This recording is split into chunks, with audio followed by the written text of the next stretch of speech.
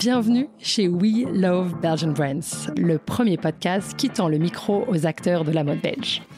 Ici, on écoute les parcours, on cherche à comprendre les défis et à en tirer les apprentissages. Moi, c'est Astrid, experte en développement commercial, coach, conférencière. Et ce qui m'anime, c'est l'entrepreneuriat et accompagner les femmes dans la croissance de leur business et dans leur réalisation personnelle. Et moi, je suis Lynn et vous me retrouvez une semaine sur deux pour les épisodes en néerlandais. Alors voilà, tous les jeudis sortiront un épisode. Au creux de vos oreilles, on parle vrai, on raconte ce qu'est la réalité. Le but de chaque discussion, apprendre, échanger, s'inspirer. Belle écoute!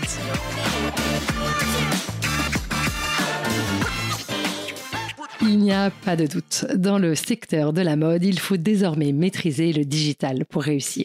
Créer de la désirabilité sur les réseaux sociaux, rédiger des newsletters impactantes, gérer des campagnes et générer des ventes en ligne. Avoir le bon partenaire est alors essentiel pour avancer sereinement. Spécialisé dans la mode et le lifestyle, Lending Partners accompagne depuis plus de 5 ans des marques dans leur performance en ligne. Les retours sur Anthony, David et leur équipe sont unanimes. Ce sont de véritables experts, à l'écoute des besoins de leurs clients et orientés résultats. Découvrez leurs cas pratiques et rapports sur leur site www.lending.partners. Je suis ravie de les avoir à nos côtés et les remercie pour leur soutien à We Love Belgian Brands. Belle écoute!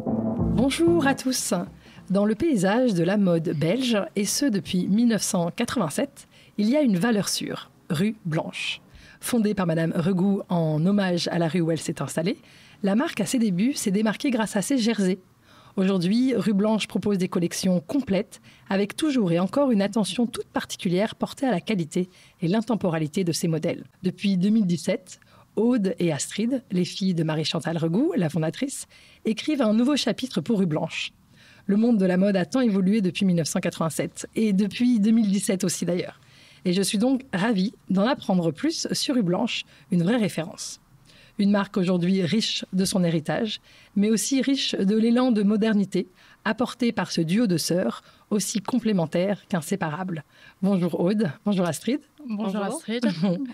Alors on va faire chacune à son tour. Aude, si tu veux bien te présenter en quelques mots et me dire ce que tu rêvais faire quand tu étais enfant. Alors, moi j'ai 35 ans. Et je rêvais de travailler pour la Croix-Rouge. Ah, ok. Donc, je me voyais bien sur le terrain, en train de sauver les gens. Très bien. Comment tu te présenterais, par exemple, par rapport à ce que tu fais chez Rue Blanche ? Alors, moi, j'ai plus un rôle marketing et communication. Donc, je m'occupe plus sur tout l'aspect visuel de la marque. Ok. Donc, on parle d'image de marque, mais ça va aussi sur toute la réalisation des photoshoots. Là, je supervise la présentation des collections en magasin, tout ce qui est VM. Okay. Je fais les achats des accessoires aussi non Rue Blanche. L'image de la marque. Exactement. Super.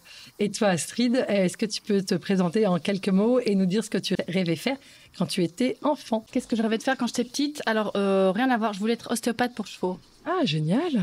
Parce que j'ai toujours adoré les chevaux. C'était ma grande passion quand j'étais petite. Ok. Et tu pratiques encore aujourd'hui ? Non, plus du tout. Ouais. En fait, je l'ai fait jusqu'à 21 ans. Et puis, la vie a fait que les études. Et puis, on part de la maison. Et puis, en fait, on quitte ce monde-là. J'aimerais bien revenir. Mais bon, c'est une question de moyens, de temps. Ouais, j'imagine. Beaucoup de temps, j'imagine aussi. Et de place.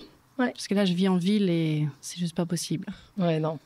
Ok, donc en 2017, vous avez repris les rênes de la maison de votre maman qu'elle avait créée. C'est un héritage qui est lourd, mais qui est aussi un challenge excitant. Est-ce que vous pouvez nous en parler un peu plus ? Qu'est-ce que c'était ? C'était, je crois qu'à la base, Aude et moi, on n'avait pas du tout pensé à reprendre la marque au départ.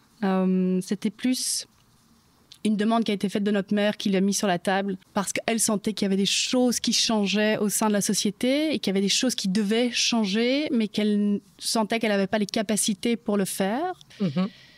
Et avant de décider quoi que ce soit et de passer à une autre étape, c'était pendant les vacances d'été en 2015 où elle était là. En fait, les filles, qu'est-ce que vous feriez si vous aviez Rue Blanche ? Mais donc, une question complètement ouverte en se disant, mais comment est-ce que vous imagineriez les choses ?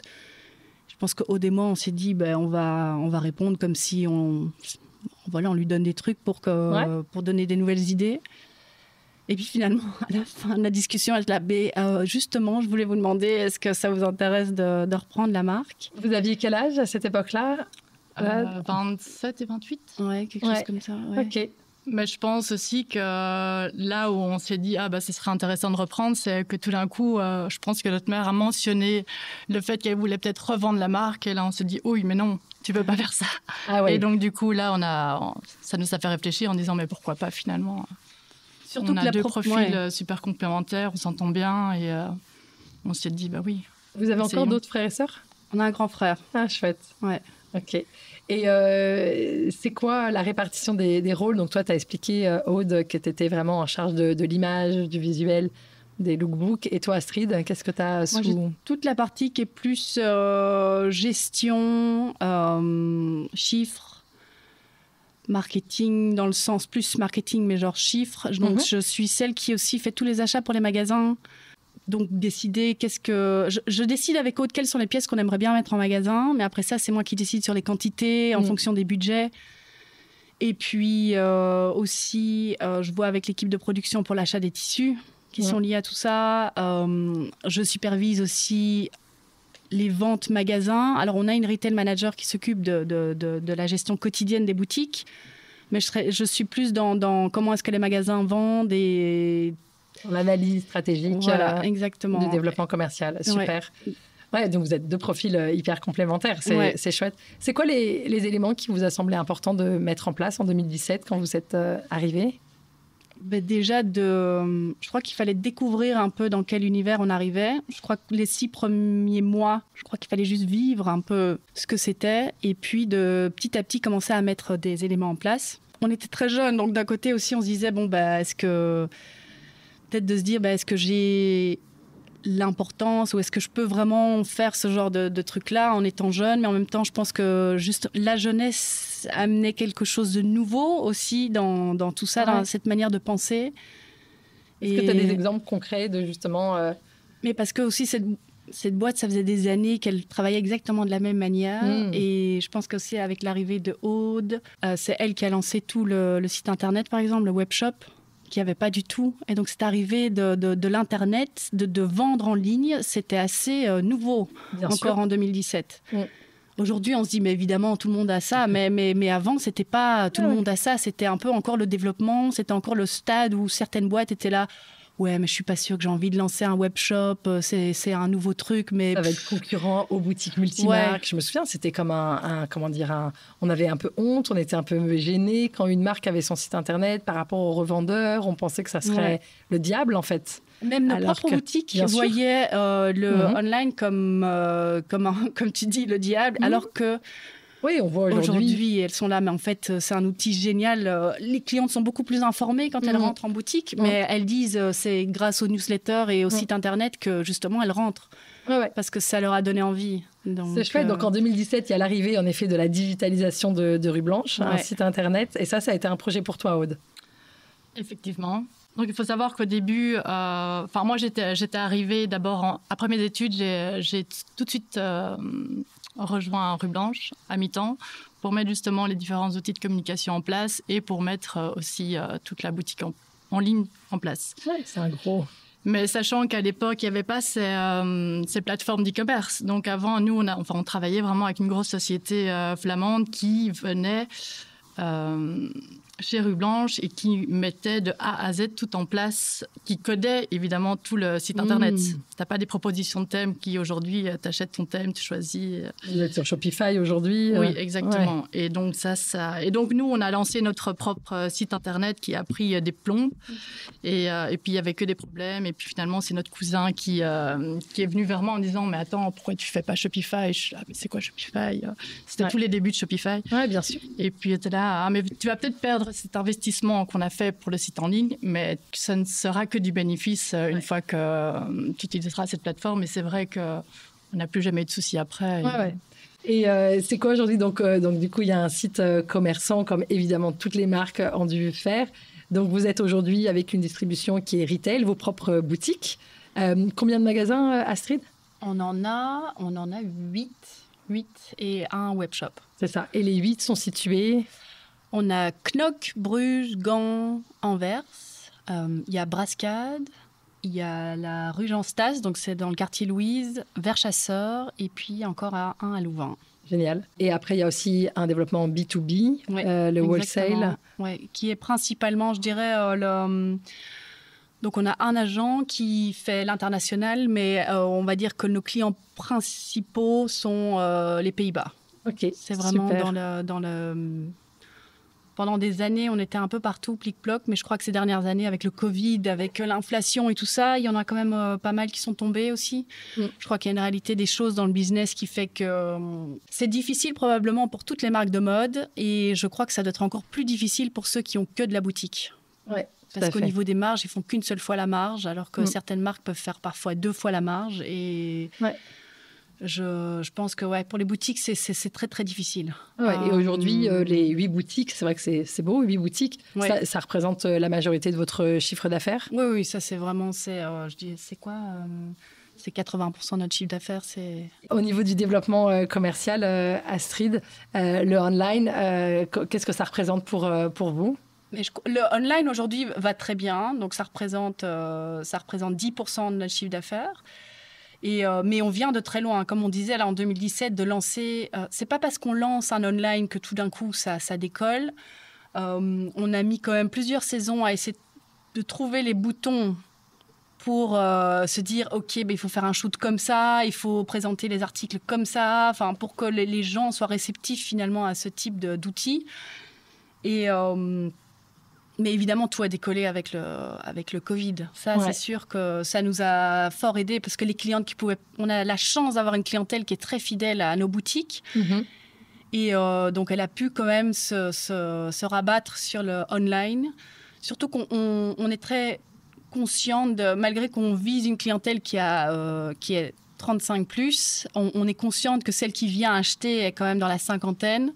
Et que cette portion-là de la population ne sont pas celles qui ont l'habitude d'acheter en ligne. Et je pense que le Covid les a peut-être réconfortés en se disant en fait, c'est pas si difficile. Et, on s'y est tous mis, en fait. Hein. Ouais. Et donc, je dirais pas qu'après ce Covid, elles sont que restées en online. Non, justement. Et je pense que ça a donné de la force à nos boutiques et aux vendeuses de boutiques en se disant quand même, on a une valeur ajoutée. Ouais.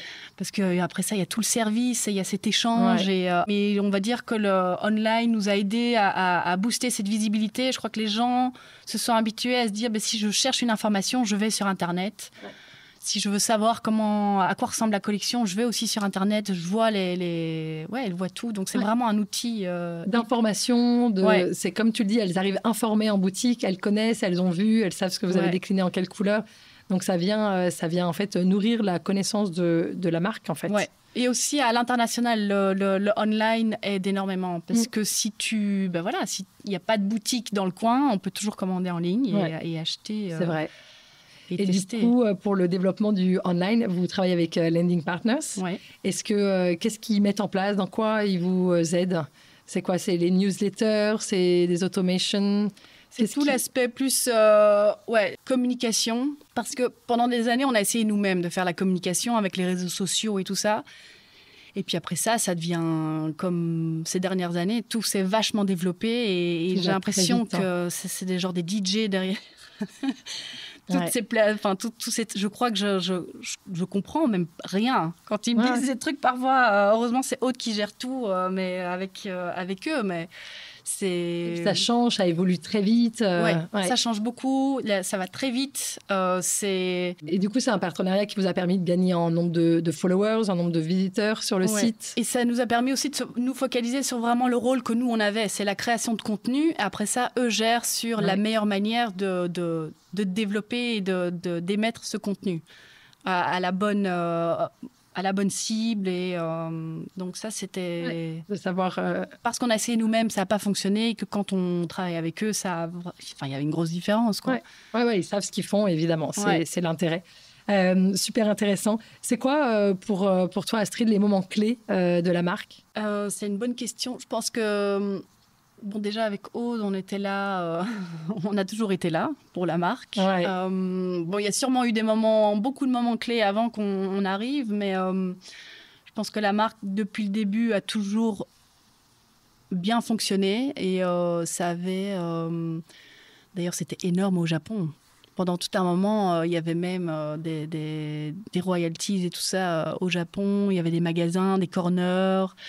Ça, c'était quoi? Avant, années 90, années 2000? C'était pendant les années 90. Ouais, c'est ce que j'imagine. Et je crois qu'il n'y a pas eu assez... Enfin, c'est ce que notre mère nous dit. Elle dit, ouais, malheureusement, il n'y a pas eu assez de suivi sur comment est-ce que ça allait. Il fallait un partenaire local, non?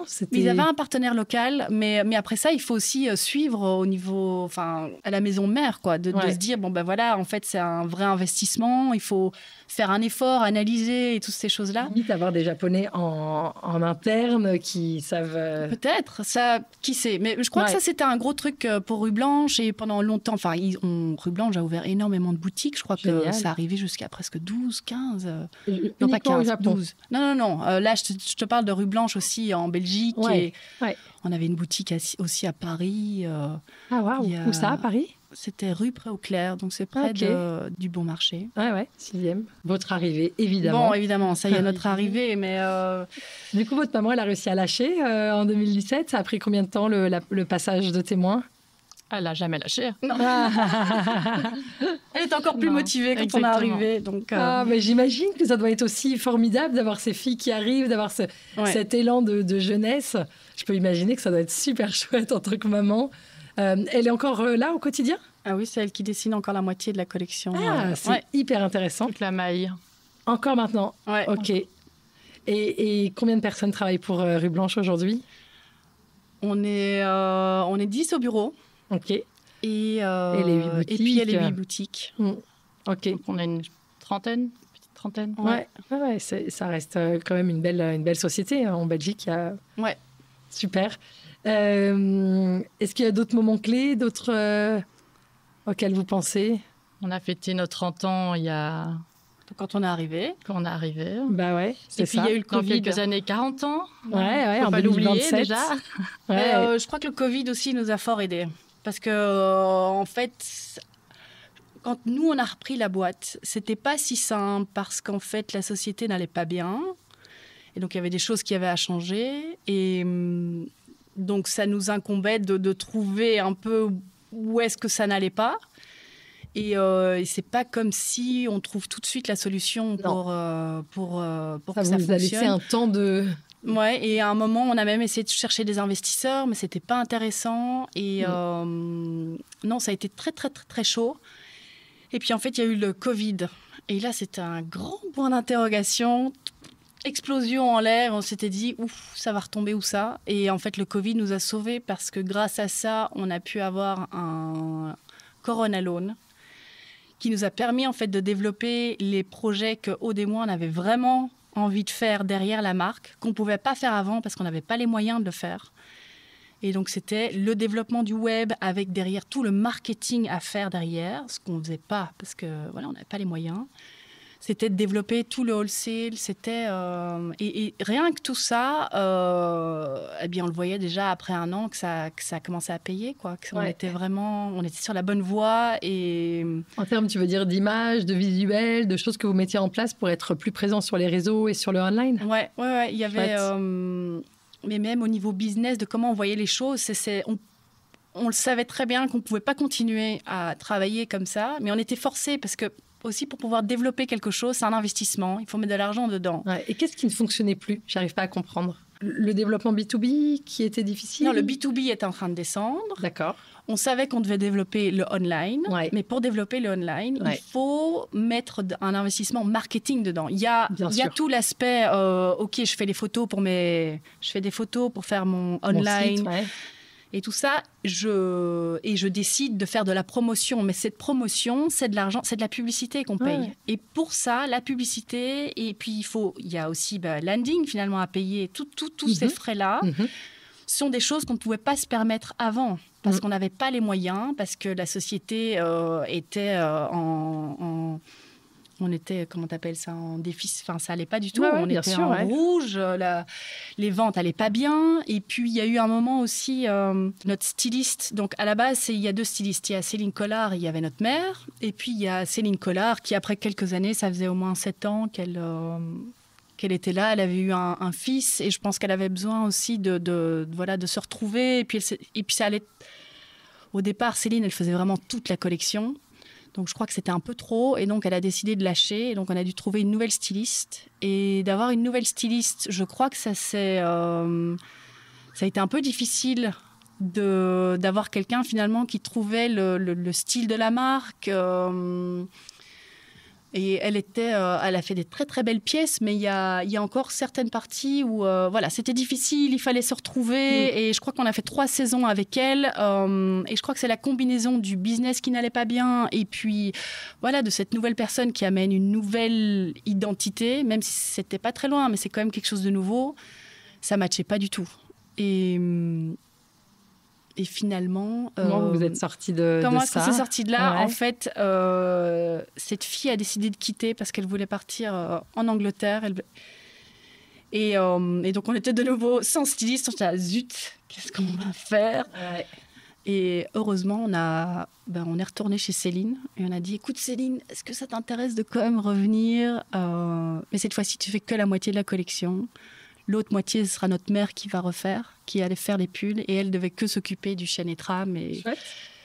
Et donc, pour elle, c'était aussi de revenir, mais plus calme, plus posée, d'être mieux concentrée aussi sur les choses à faire. Et aujourd'hui, c'est encore le cas? Et c'est encore le cas. Et donc, aujourd'hui, c'est la collection, c'est 2 stylistes, c'est plus une seule. Avant, c'était une seule styliste qui devait tout pondre chaque 6 mois. Et en fait, quand je pense aujourd'hui, je suis là, mais comment est-ce qu'elle faisait? Et vous faites combien de collections par an?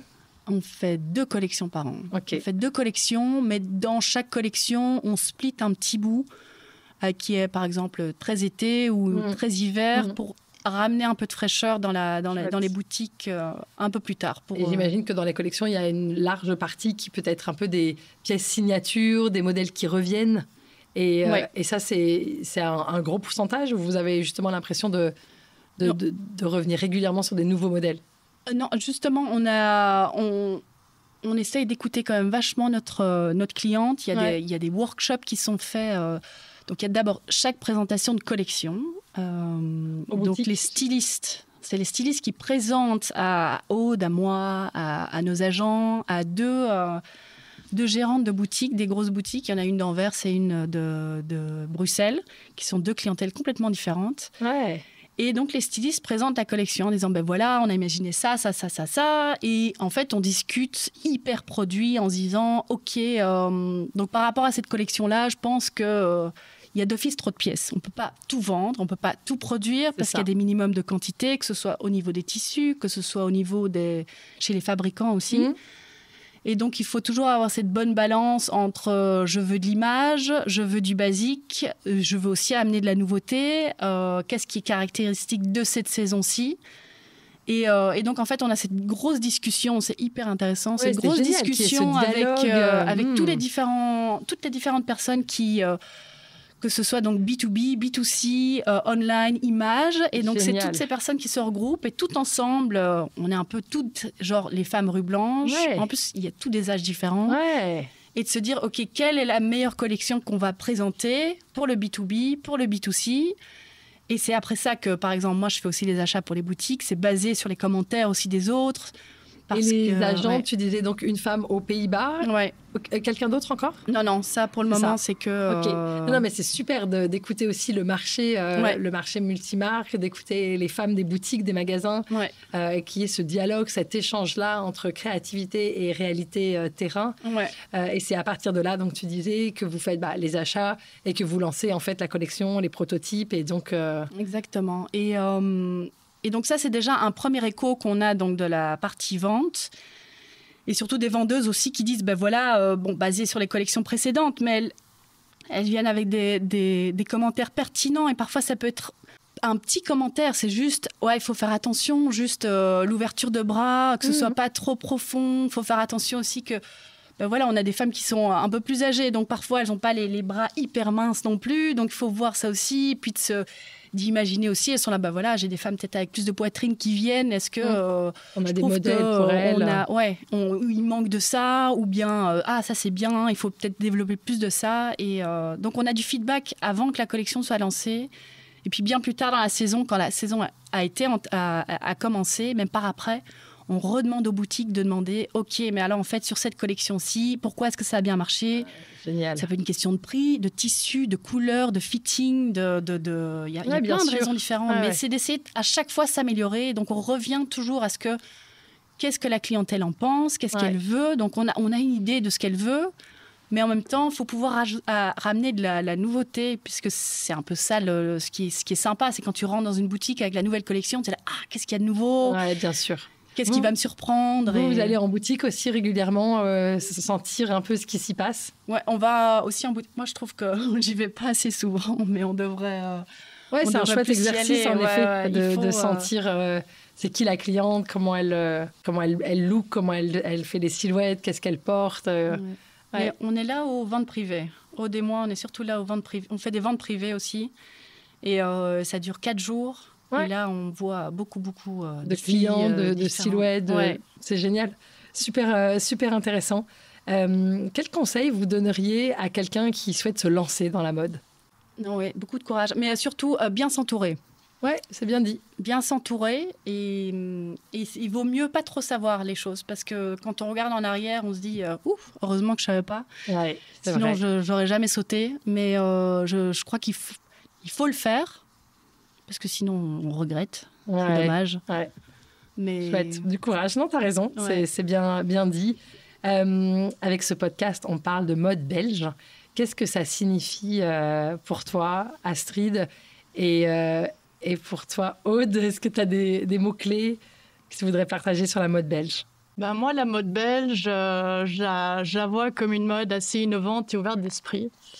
Et je me dis que peut-être la raison, c'est qu'en Belgique, la mode belge, on n'a pas spécialement une tradition ou une histoire en Belgique. Et donc, ça permet alors aux marques de vraiment d'être plus ouvert d'esprit et d'y aller à fond et de faire ce qu'on a envie de faire, créer ce qu'on a envie de créer. Il n'y a pas un héritage culturel comme tu peux avoir en France ou en Italie. Avec les grandes maisons à Paris. Très lourd. Et en Belgique, il y a cette audace qui est propre au pays et à sa mode. Je suis tout à fait d'accord. Merci, Aude. Et toi, Astrid, est-ce qu'il y a des mots-clés ou quelque chose Non, je suis assez d'accord avec Aude. Et alors, est-ce que Rue Blanche, c'est une marque de mode belge ? Est-ce que ça résonne pour vous ? Pas du tout, en fait.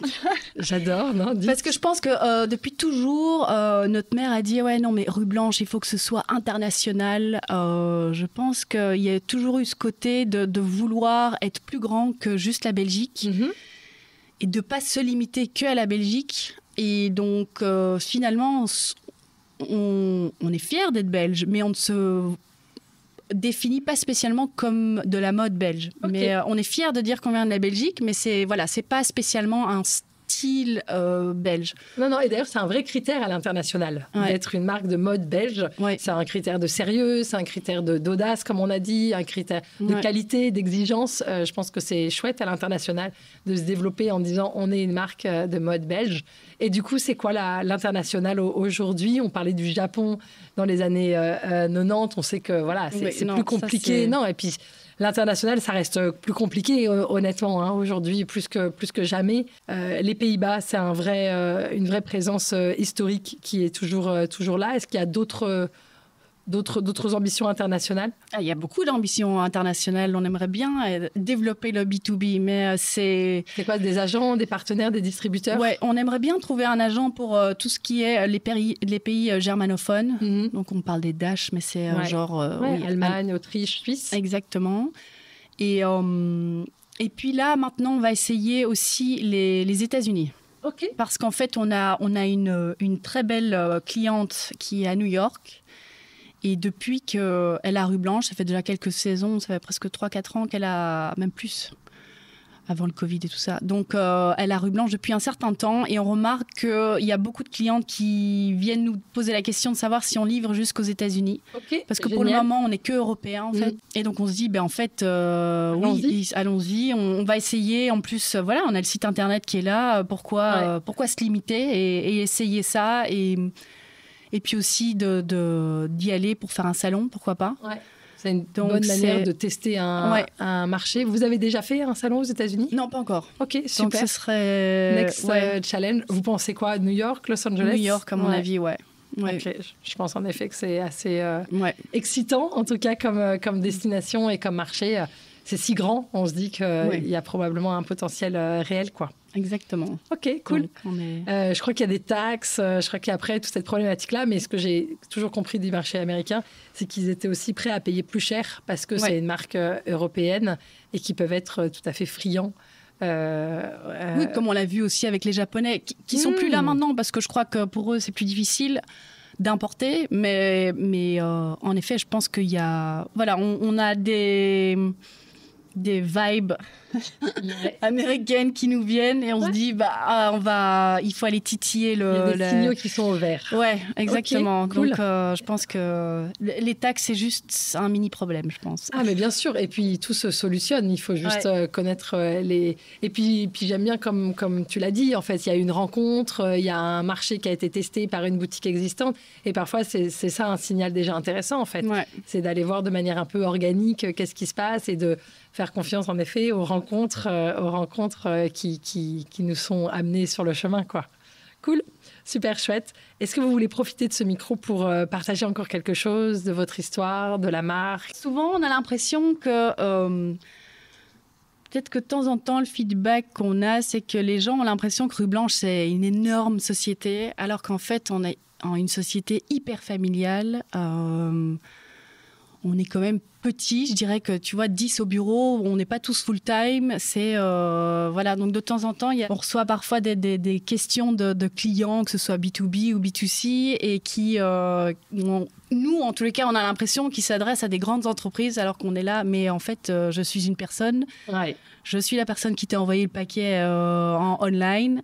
Enfin, ça, c'était avant. Maintenant, on a un partenaire. Mais je dirais qu'il n'y a pas si longtemps, c'était nous encore, Aude et moi, qui emballions les paquets online. Donc, c'est bien de le rappeler, en fait, qu'il y a de l'humain et qu'il y a une marque à échelle humaine, en fait. C'est ça. Donc, Et du coup, vous êtes proche de tous les métiers, en fait. C'est pas ces grosses boîtes où tout est très séparé, très hiérarchisé. Là, on sent que c'est une petite boîte familiale où, en effet, le style mélange, se côtoie la production, qui côtoie le marketing, qui côtoie les ventes. Et vous faites ces réunions. Je trouvais ça passionnant, ce que tu racontais, Astrid, sur ces dialogues qu'il y avait, ces échanges au moment de présentation de collection entre tous les acteurs de votre maison, du B2B, du B2C, du online, et puis avec les stylistes, qu'il y avait un vrai dialogue en interne. Super, merci beaucoup à toutes les deux.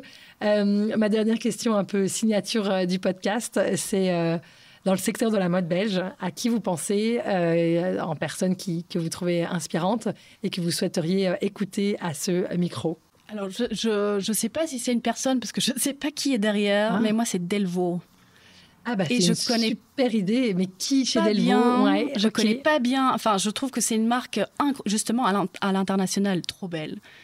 Les produits sont canons et j'ai l'impression qu'il y a presque pas beaucoup de gens qui savent en fait que c'est belge. C'est vrai. Et je trouve que justement, c'est une grande fierté et j'aimerais bien en connaître un peu plus en interne. Comment est-ce que ça se passe? Je suis en contact avec quelqu'un, j'essaye d'avoir un contact, mais j'adorerais en effet moi aussi en savoir plus sur cette très belle maison Delvaux. Merci à toutes les deux et bonne continuation à Rue Blanche. Allez décrocher la Statue de la Liberté. Merci.